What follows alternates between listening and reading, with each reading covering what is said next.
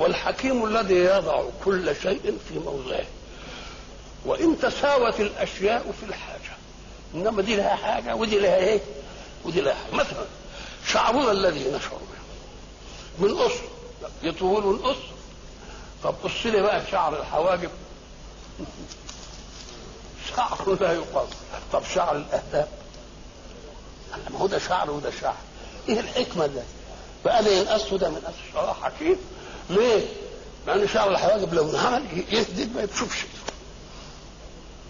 الله.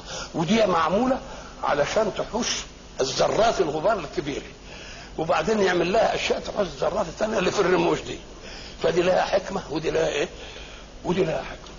وقلنا برضه أن الإنسان إذا ذهب إلى خط الاستواء اللي حرارته كذا يقيس حرارته يلاقيها 37.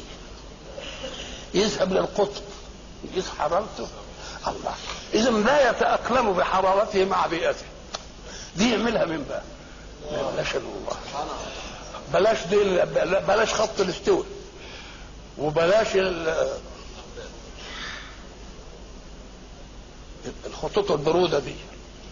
نقول له امسك في نفسك انت وفي انفسكم. دي الافاق فيها وفي الانفس فيها. ليه؟ جلد واحد يلف اعضاء كثيره، يبقى عمل لهم حيز وهو الجلد.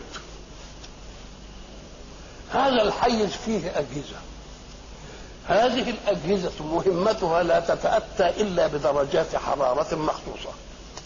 اعلاها الكبد عايز حراره 40، النقص عن حراره 40 ما يقضيش مهمته.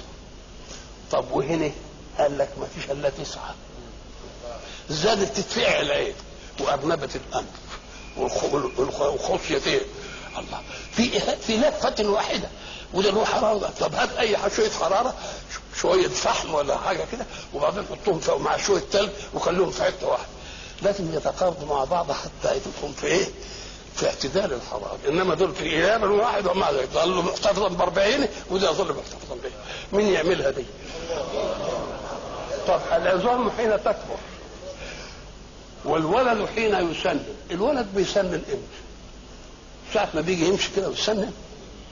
طيب يقوم ربنا ليه بيسنن؟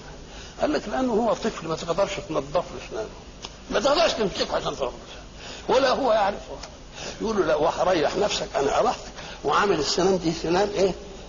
بس بتاع ظرف مخصوص. ولما حد يقدر يمسكك كده ويعمل لك اسنانك هخلق لك سنان جديده. وذلك سنان اللبن وسنان طب السنان دي مش عظم وجسم الولد عظم؟ تلتفت الولد طول وكبر وعظمه بقى كبير كده والسنان ما تلعش ولا نزلت ولا كبرت ولا اي حاجه. قال مين يعملها دي؟ هذا الحكيم بقى هو اللي يعملها. سبح لله ما في السماوات وما في الارض وهو العزيز الحكيم.